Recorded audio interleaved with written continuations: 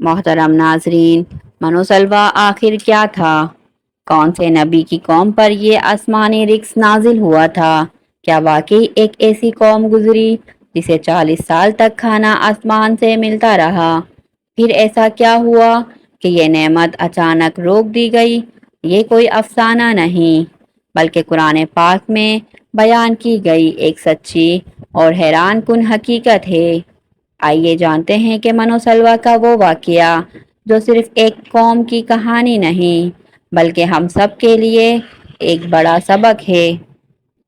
جب حضرت موسیٰ علیہ السلام کی قوم بنی اسرائیل نے برسوں کی غلامی کے بعد فرعون کے ظلم سے نجات پائی اور دریائے نیل میں فرعون اپنے لشکر سمیت غرق ہو گیا، تو یہ ایک نئی زندگی کا آغاز تھا۔ ایک مظلوم قوم پہلی بار آزاد ہوئی تھی، معجزات اپنی آنکھوں سے دیکھ چکی تھی، ایمان تازہ تھا، دل نرم تھے اور قیادت ایک جلیل القدر نبی کے ہاتھ میں تھی۔ اللہ تعالیٰ کی طرف سے حکم ہوا کہ اس قوم کو ارض مقدس کی طرف لے جایا جائے، یعنی بیت المقدس کی جانب، مگر وہاں ایک طاقتور قوم آباد تھی۔ جب حضرت موسیٰ نے اپنی قوم کو حکم دیا کہ اللہ کے بھروسے پر آگے بڑھو، تو اچانک ان کے دلوں میں خوف بھر گیا۔ انہوں نے کہہ دیا کہ اے موسیٰ، آپ اور آپ کا رب جا کر لڑیں، ہم تو یہیں بیٹھے ہیں۔ یہ الفاظ حضرت موسیٰ کے دل پر بجلی بن کر گرے۔ وہ قوم جس نے سمندر کو راستہ بنتے دیکھا تھا، اب اللہ کے حکم پر قدم بڑھانے سے انکار کر رہی تھی۔ آپ نے اللہ کے حضور عرض کیا کہ اے اللہ، یہ لوگ اب میری بات نہیں مانتے۔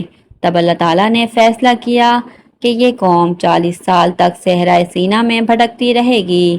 یوں لاکھوں افراد ایک بے آب و گیا صحرا میں داخل کر دیے گئے، نہ کوئی شہر، نہ درخت، نہ کھیتی، نہ پانی، تپتی ریت، جلتا سورج اور چاروں طرف ویرانی۔ بظاہر زندگی کا کوئی امکان نہیں تھا۔ پھر حضرت موسیٰ علیہ السلام نے دعا کی اور پھر ہر صبح ایک عجیب منظر سامنے آنے لگا۔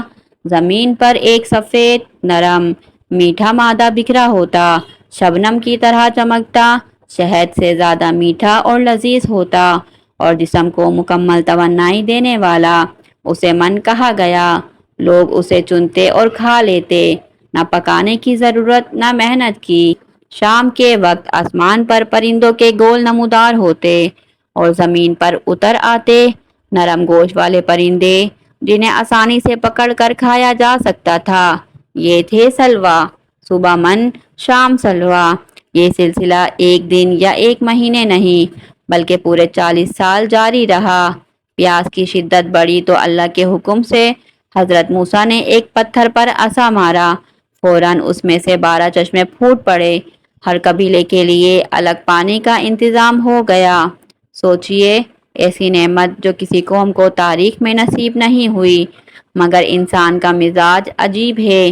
کچھ عرصہ گزرنے کے بعد بنی اسرائیل کے دل بدلنے لگے۔ انہوں نے شکایت شروع کر دی کہ ہم ایک ہی قسم کا کھانا کب تک کھاتے رہیں، ہمیں دال، پیاز، لہسن اور سبزیاں چاہیے۔ یہ سن کر حضرت موسیٰ کو سخت رنج ہوا۔ آپ نے فرمایا کہ تم بہتر چیز چھوڑ کر معمولی چیز لینا چاہتے ہو۔ اگر یہی سب چاہیے تو کسی بستی میں جا کر رہ لو۔ یہ دراصل ناشکری کی انتہا تھی۔ آسمان سے اترنے والے رزق کو معمولی سمجھ لیا گیا، اللہ کی قدرت کی نشانی کو عام کھانے پر ترجیح دی گئی۔ پھر وہی ہوا جس کا ڈر تھا۔ اللہ تعالیٰ نے منوسلوا کا نزول بند کر دیا۔ ان پر ذلت اور محتاجی مسلط ہو گئی۔ وہی چیزیں ملنے لگیں جن کے لیے وہ شور مچا رہے تھے، مگر ان میں وہ برکت نہیں تھی، نہ ہی وہ لذت اور نہ ہی وہ شان۔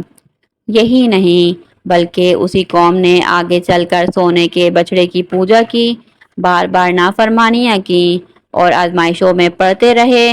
حضرت موسیٰ ہر بار ان کے لیے دعا کرتے رہے اور اللہ ہر بار مہلت دیتا رہا۔ یہ واقعہ صرف ایک تاریخی قصہ نہیں، یہ ہمارے لیے ایک آئینہ ہے۔ منوسلوا ہمیں یاد دلاتا ہے کہ جب اللہ نعمت دیتا ہے تو وہ صرف راحت نہیں، ایک آزمائش بھی ہوتی ہے۔ اگر شکر ہو تو نعمت بڑھتی ہے، اگر شکایت ہو تو نعمت چھین جاتی ہے۔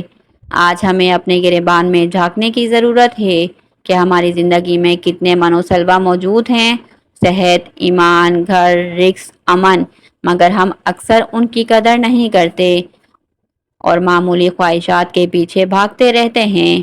اللہ ہمیں شکر گزار بندہ بنائے، نعمتوں کی قدر کرنے کی توفیق دے اور ناشکری سے بچائے، آمین۔ ویڈیو اچھی لگی ہو تو لائک کریں، چینل کو سبسکرائب کریں۔